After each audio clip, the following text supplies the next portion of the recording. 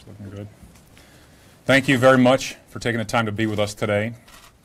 I want to first start by thanking the SPEAR team.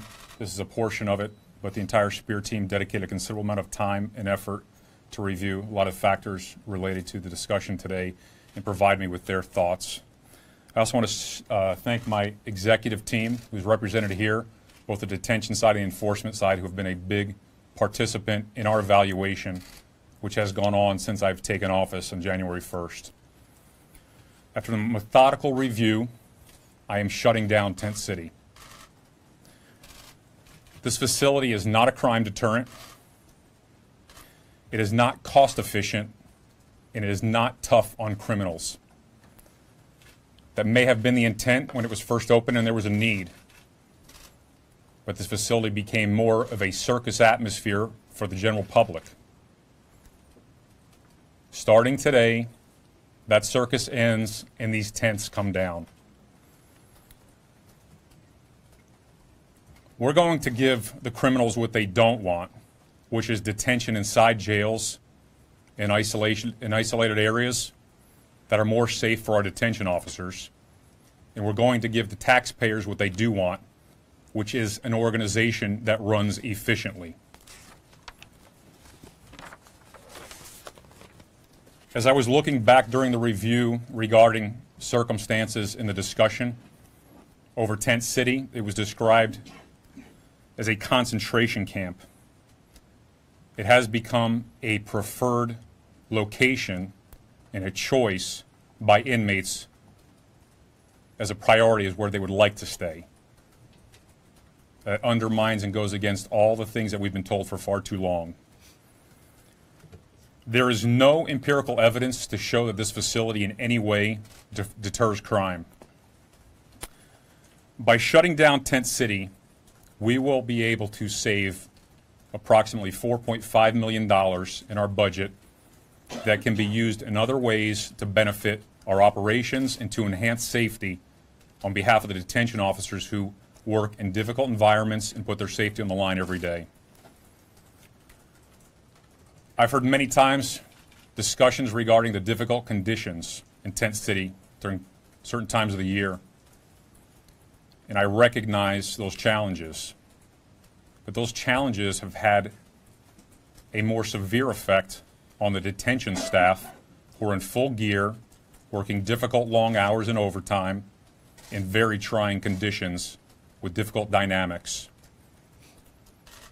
Number one priority for me is to keep my officers and my deputies safe as they serve this community, to keep a detention center open for the sake of the notoriety of which it's become. It goes against everything I stand for. When I became sheriff, I said I'd run an efficient office where safety, public safety, that of my officers and detention officers, and the best interest of the community would come first. That's why I make this decision with the utmost confidence. For those who are concerned, let me be as crystal clear as I can be.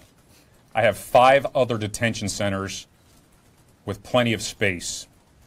No inmates are going free, and if you commit a crime in Maricopa County, you will be incarcerated and detained in our facilities. We have the room.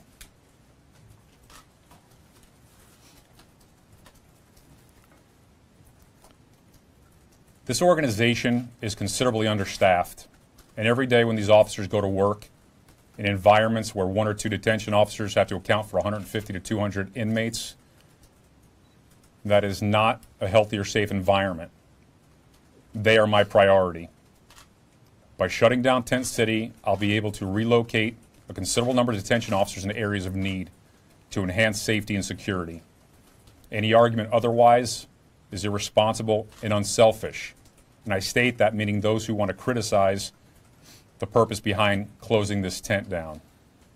I'm going to run a safe organization, and we're going to put the best interests of our employees in this community as the number one priority with every decision. This decision was based off of data. This decision was based off of a comprehensive review by all those standing here with me and many more. When the SPEAR team came forward with their recommendations last week, they directly aligned with the information, the opinion, and the expertise of the men and women in the uniform standing to my left. It was not a surprise, nothing more than a reaffirmation of what we already knew. But we wanted to be fair to the process and be pragmatic. And as I promised, I engaged the community in this effort because they are our partners if we're going to make Maricopa County a safe community and make the Maricopa County Sheriff's Office an efficient, effective law enforcement office.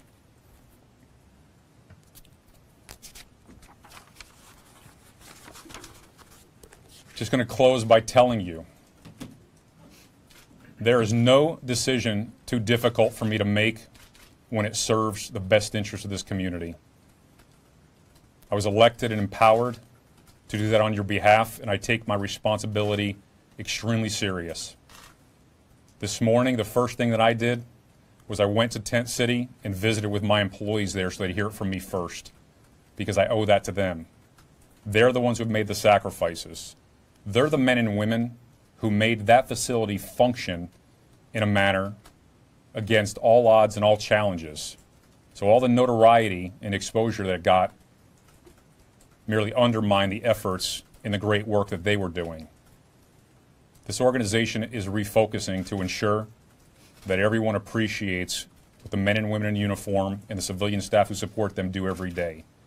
And I'm not going to allow for nonsense or ineffective practices or wasteful dollars or other issues that we've seen to continue in this organization. And I count on the counsel of not only my own staff, but members of the Spear Board and others to give me good guidance.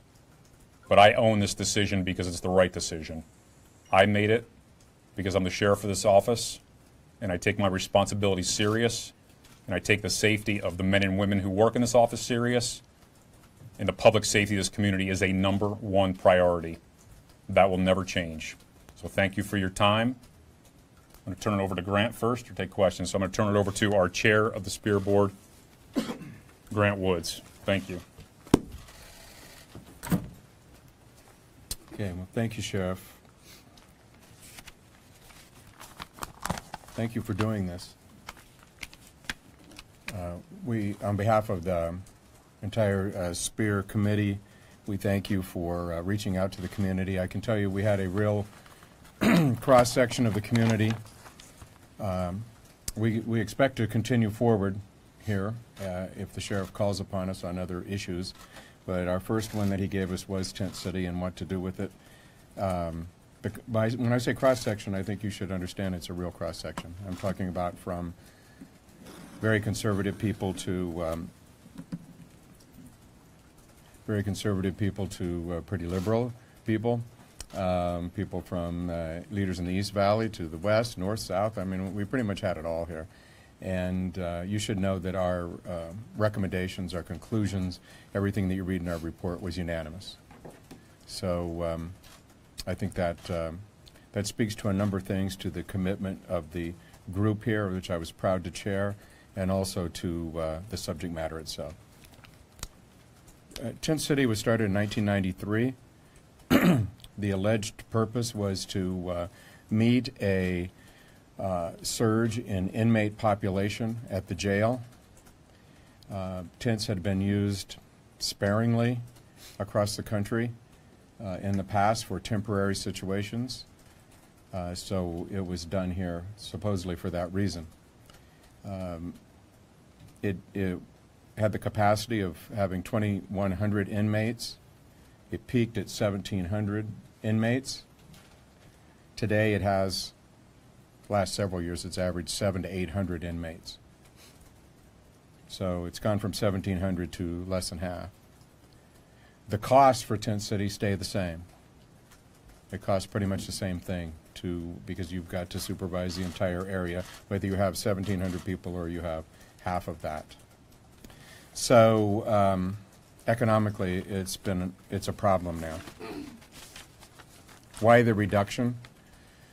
Well, things have changed since 1993 in many ways in our country, and one way is that when we talk about this classification of inmate, judges, probation officers, prosecutors are looking to alternative forms of punishment to incarceration more and more.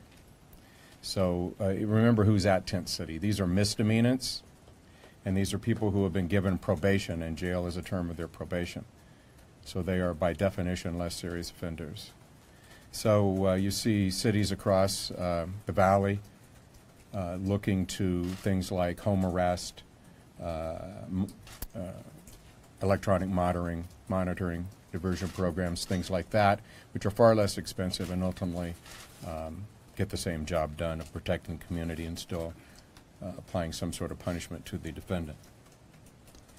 So we don't think the large population surge that we saw in 1993 will return. It's actually going in the other direction. Work furlough is out there right now. We have recommended that work furlough transition to another place as well, but that will be a transition. Work furlough is a great program. It's a good idea, but work furlough used to operate outside of a tent environment back when I started practicing law, and it operates outside a tent environment every place in the United States except here. So they will find somewhere else to house the work furlough program. We also urge the Sheriff's Office to look at alternatives to the government running work furlough programs, be it profit or nonprofit. Other jurisdictions have had success running these sort of programs. We think that's something we should look at. So let me tell you what the most surprising thing to us was, and I think this is very important, and I hope you'll report it, because it's important to our community. I think I can speak for everybody on our committee, the 8 who are here and the 4 who couldn't make it, all 12, and that we were surprised to learn that the inmates felt very strongly that they wanted us to keep Tent City open. To a person. I can tell you, I talked to probably 100 people out there, men and women. They were 100%. I think if you talk to the detention officers, they will tell you, yeah, those people out there like it. They want to be there. They're there by choice, pretty much, by the way. If they don't want to be there, they don't have to be there. They can say, I don't want to be here anymore, and they'll be put back in a regular jail. What does that tell you? It tells you that this negative image that we've gotten since 1993, that we are so tough on prisoners in Maricopa County, that this is how we treat them, that was false. So we kind of got this is the good news and the bad news. The good news is we weren't guilty of that. They have an environment there that they choose to be in and think it's okay, and they prefer it to the alternative of being cooped up 23 hours a day. The bad news is the rest of the country thinks that we're that sort of person who would abuse and humiliate and prisoners and put them in such harsh situations. Now, we did go see them and do our visits in the cooler months here, but speaking for myself, I talked to them about the extremes and cold nights and, more importantly, the summers, and many of them had gone through them, and they choose to be outdoors, which I think many of us would, rather than being cooped up indoors. But speaking for myself, I don't really care what they think. That was a very small factor, except perhaps the Sheriff's Office can look at that when they look at our incarceration methods in the future. But we're not here to do necessarily what the inmates want. We're here to do what's best for Maricopa County. If the inmates voted, I'm telling you it would be in the high 90 percentile, if not 100%. They would like for it to stay open, which is exactly the opposite of the image that's been portrayed. Having said that, the days of Arizona being a place, I hope, where people are humiliated or embarrassed or abused or ridiculed for the self-aggrandizement of any body or anything are over. They had no place in our community. They didn't reflect our community.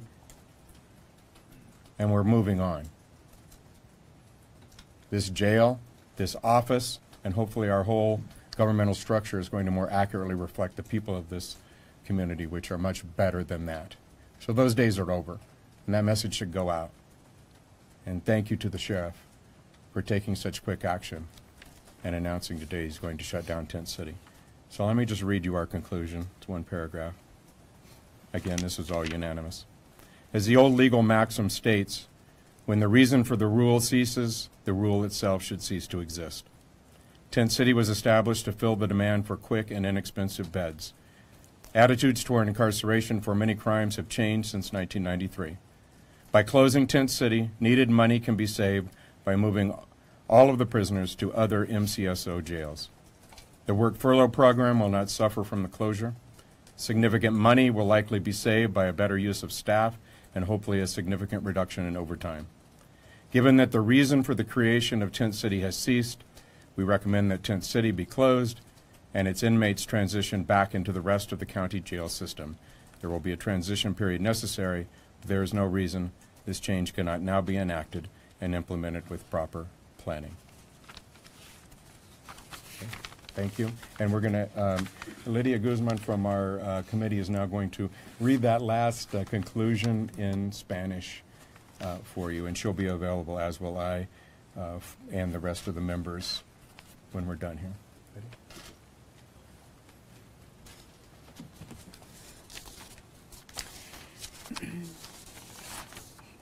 Lo que voy a hacer en este momento es de que voy a leer la conclusión de la recomendación que este comité presentó al alguacil. Como ya hemos escuchado del director de este comité, la recomendación es de cerrar Tent City. Pero en conclusión, como dice la antigua máxima legal, cuando la razón de la regla cesa, la regla misma debería de existir. Tent City se estableció para responder a la rápida demanda de camas baratas. La actitud hacia el encarcelamiento por muchos delitos ha cambiado desde 1993. Al cerrar Tent City, se puede ahorrar mucho dinero transfiriendo a todos los prisioneros a otras cárceles de MCSO. El programa de licencia de trabajo para los reclusos no sufriría los cambios a consecuencia del cierre. Es posible un ahorro considerable de recursos mediante un medio uso del personal y, esperamos, una reducción significativa de las horas extras de overtime. Dado que ya no existe razón para tener Tent City, recomendamos que se cierre y que sus reclusos regresen al resto de las cárceles, el sistema penitenciario del condado.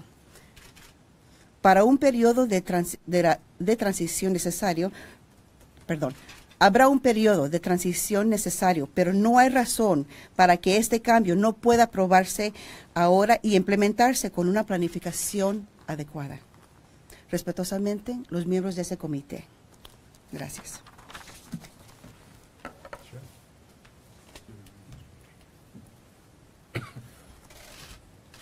Before I get to your questions, I do want to express my gratitude again to my Chief Deputy, Ben Henry, and my Detention Chief, Tracy Haggard, who headed up the internal review of the organization.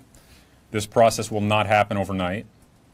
Our projections are that within the first 45 to 60 days, we will move at least half of the tent population inside hardened facilities, and then it may take up to the next several months before we're able to address the issues of those on work furlough and work release who only spend partial time in that environment as we identify the most effective solution, not because of a difficulty in finding space within the hardened structures, but because of the dynamics of work furlough, their release on a constant basis, day in and day out. Those are different elements within detention that have to be effectively addressed, and there will be a process in doing so. With that, again, I thank you. I thank the men and women who over their careers have worked exceptionally hard in Tent City, do their best to address the dynamics at hand, the threats that were posed, and to run a detention center in an environment that was not conducive for that practice. I'm proud of who they are and the engagement and the opportunity I've had to communicate with them, and they were sharing their thoughts, concerns, and support for this decision. With that, I'm happy to answer your questions. Can you go over again exactly how you're saving money here? Because wasn't it sold at the beginning as kind of a cost-saving measure to have these tents out? How are you saving money with this? Sure. So we will be taking the staffing that is currently assigned to tents. They'll be relocated inside. That in of itself will reduce overtime considerably. The projected number is about $4.5 million. That will be a cost savings that we will identify best options on if that is money that we should be allocating into the detention centers to improve the qualities, or if it can be a direct savings immediately, but we're going to take over time and determine that. So the tents aren't cheaper? It's just cheaper to have No, them in actually the the cost, facility? the cost of tents per inmate has doubled since it was open, because the cost to run the facility stays the same. The staffing model has to stay the same regardless of the inmate population. But the population within our jails has dropped so considerably that we don't have that same level of revenue. But we have our staffing model stretched out over 6 facilities as opposed to 5. So in and of itself, the consolidation targets about a $4 to $4.5 million savings. And has the number of deputies and staff that you've had in the jails declined during the same period of time, or has it remained pretty much the same? No, the staffing model has to remain the same because of surface area, as we've been able to address because of the reduction in inmate population. Some of the tents have been closed, but overall, the operational expenses attached to it have not changed considerably. What sort of steps do you guys have to take to actually disassemble it? I mean, are you going to, other than taking the tent apart, any demolition or anything you guys have to do to anything around there as part of this closure? I don't know that necessarily we need demolition. It's just going to be some, manual labor. Get out there, sweat and tears. Hopefully no blood. Stay away from that. Sheriff, what challenges do you expect to face now inside the jails, now that you're adding 700 plus more prisoners?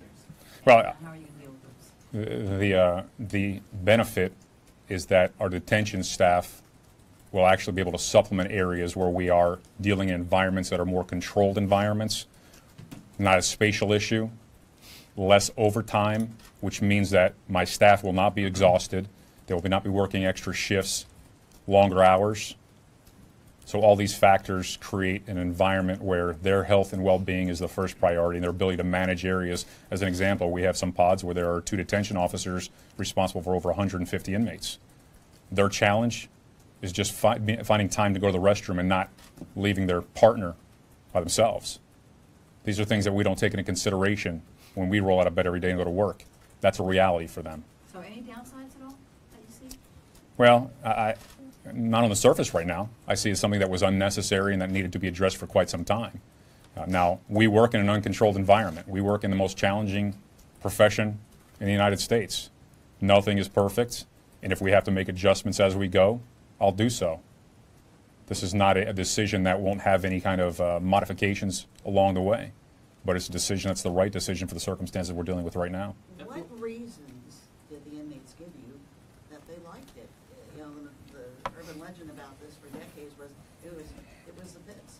I can only speak to my experiences, and Mr. Woods or someone else from the SPEAR team can speak in more detail, but at the end of the day, being isolated in a 6x8 room, confined to a certain area, took a more substantial toll on the inmates relative to their being uncomfortable in the environment than having the spatial freedom to move around outside. In addition, there's a day room. I think a few of you have visited the tents. You spent some time out there, right, Troy? I spent the night for a story. Okay. There's a day room, and the day room is climate controlled. It's an inside facility that is air conditioned in the summer and heated in the winter. Inmates only had to be in bed check 3 times a day, I believe, is the number. The rest of their day they could spend inside in better conditions. So this misperception is no longer our story. Our story is about where we're going as an office, not where we've been. That 4.5 million, is that? I'll come to you in a second. Eric, go ahead. You. The 4.5 million, is that over a span of time? Is that over a year? And what were the operational costs, for example, in the past year? So that's going to be an annual savings. It's a projected savings. Okay, so I'm going to tell you right now, those are the best numbers that we could look as we evaluated all factors, not knowing other expenses that could be incurred. But that would be annually, and it ran somewhere between $8 to $9 million to run Tent City, is what I was told. Per year? Yes, annually. What do you plan on doing with the facility now? The tents, or just long term? The space. I have some plans for it that we're not going to discuss today. I got to save you for another day to have another wonderful meeting like this. How many staffers were at the Tent City? Overall, we had just over, I believe, 100 was the number, Chief? 86. I'm thinking of the other section Will included. all of them be transitioned into other facilities? Will there be any job loss as a result? No job losses whatsoever. When I met with staff this morning, we assured them that they would have the opportunity to put in for their top 3 choices, that we would do everything within our powers, at least for the next 60 days, to ensure that their shifts as well as their days off would not change, and that our goal was to accommodate those same shifts and days off wherever they were transferred to for another facility, so that they are not being adversely affected for their families or their own personal lives. Do you have a timeline for when that last tent comes down? I don't. Months? Could be months, yes. And I don't want to project it. And I want to make sure that we're responsible. No different than I know a lot of folks were in a hurry to have me say this to you, and I told you I wouldn't do it until it was the right decision. And when the time is right that we finally bring it all to the ground, that'll be the moment. When did the Spirit Committee come to you with this recommendation, and when did you make the decision? Last week is when they gave me their report, but as I said, I have been doing my own review since taking office. So their review was one to just see if there were any discrepancies, concerns, or issues. And if everything was in alignment, I had already recognized through the counsel of my staff and our own research what was the best decision for the circumstances. So when did you make the decision? When did I make the decision? Yep. Talk to you right now about it. I'd made the decision. I was confident in the decision. I chose now to present it to you. I can't give you an exact moment when I said, okay, I'm closing it. It was a progression to get to this point. Was it in response to the Puente announcement? I thought there was going to be Absolutely not. Let me be very, very clear. No outside influences who truly don't have insight to the operations of the organization, the understanding of the dynamics of what the detention officers deal with, what we deal with in leadership, economical factors, everything at play. People can share their thoughts, their opinions, their concerns, and I'll take those in consideration. But under no circumstances is an outside influence going to influence my decision if it's not in the best interest of the public that I serve, and that means everyone, no one particular group. Did you give former Sheriff Joe Arpaio a heads up before making this decision? No. Did politics play a role? I mean, there's probably no more visible way to say it literally there's a new sheriff in town than shutting down Tent City. Absolutely not, because I'm supremely confident, no different than other things I've dealt with. There are going to be folks on both sides of politics who will criticize and scrutinize this decision. At the end of the day, I go home, I look in the mirror, and make sure that I was true to my ethics and my integrity, the office that I've been empowered to run, and politics has no place in this office. If there's a day where the sheriff's office is a non-political position, probably be in the best interest of our entire community. Sheriff, when did the changes start? The changes will take place, as I stated, over the next 60 days, 45 to 60 days. We will transition inmates into the secured facilities, and the staffing will be adjusted at that time. You're not going to show up there tomorrow and see a considerable change. It'll be a progression because, again, we have to respect and work with shift changes and other factors on behalf of our staff. And in terms of those inmates being transferred into those other detention centers, do you know how many are going to go into the various other 5 jails that you guys have? My chief of detention does, and she can get you that information later, after we're done with some of these other issues. But it's going to be wherever they're best suited, where populations make sense. There's a lot of factors such as classifications, in addition to space, that are taken into consideration as we go through this process. But these are things that have all been researched before I stood here in front of you today. Your predecessor had the occasion to shut down Mesa's jail that was run by the county. Are you going to be reopening that? Outside the scope of what we're discussing today, right now we're taking one thing on at a time. Are there going to be any challenges getting those lower level offenders that were part of Tent City, and any concerns about mingling them with the tougher, more hardened criminals? Everything we do is challenging. And no, we don't mix lower classifications with higher classifications when it comes to the threat and the safety of inmates. So the spaces that they will be assigned to will be spaces consistent with others in the same classification. Sheriff, in light of recent criminal investigations of your former detention chief, how confident of you are that your other chiefs and lieutenants are going to be showing up and working the amount of hours they are required to? I am 100% confident. I think that's a nonsensical question for me right now, and I apologize for saying that to you, but the staff that I've selected is an entirely new staff. Accountability is one of the most important priorities in our executive staff, oversight and accountability. Those things that went on in the past are not reflective of who I am or what I stand for as a leader, nor are they reflective of the men and women that you see standing next to me today. But if there is a deficiency, if there is a failure, if there is a violation, which occur in every industry, we'll address them accordingly. Sheriff, do you know if anybody ever escaped from Tent City or if anybody ever died there while it was operating? I know that we didn't have any, no deaths. There was an escape. One escape? I don't know the number, but there have been, and again, those are things that you can speak with my detention chief about after. There's been allusion to misconceptions about Tent City over the years. What is the message now that you project to people outside by closing Tent City once and for all? I'm not sure I totally understand your question, but I'll do my best to answer it. The message is this. This organization will represent what is greatest about law enforcement and detention. Our decisions will be well thought out, They'll be efficient, they'll be effective, and they'll serve the best interest of the community that we serve. We will respect the authority we've been given and base our practices off of public service. There is no place for anything in this organization that either misdirects, misappropriates, or deceives the public that we serve. We will be fundamentally sound in everything we do, and that means being financially efficient, because every dollar that's wasted undermines the safety of my detention officers and my deputies and undermines the safety of this community. Therefore, if we're not making these decisions that are in the best interest of financial elements, then we can't run an efficient and effective organization. One more question. Wow, you almost intimidated everybody. What's next on tap for Spear? What's next on tap for Spear? I'm going to give them an unpaid vacation for at least the next week or two.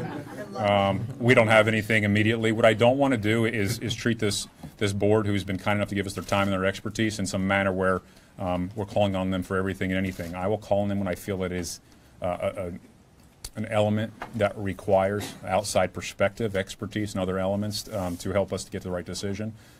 So when I do have a new project for them, I'll be sure and let you guys know. But they stay in place as an advisory board. As long as they like to, they're doing a phenomenal job. Thank you guys for your time, for everything that you do. I appreciate it. I think there's going to be some folks sticking around for other questions. I'm going to move on to my next project, though. Thank you. And Sheriff.